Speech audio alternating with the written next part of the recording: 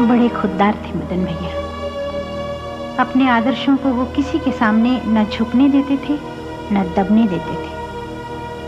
वो कौन थी कि गीतों की सफलता पर मुमकिन था कि उन्हें एक बहुत बड़ा अवार्ड मिले।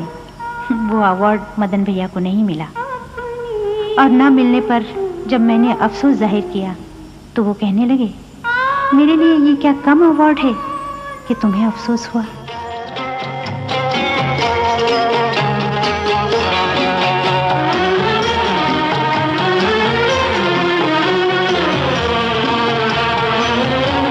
अधूरा हूँ मैं अफसाना, जो याद आऊं चले आना।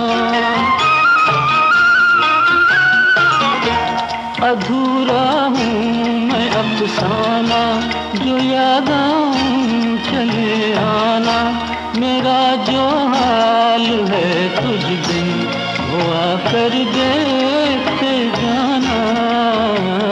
भीगी भीगी पलकें छम छम आंसू छलके, खोई खोई आंखें हैं उदास,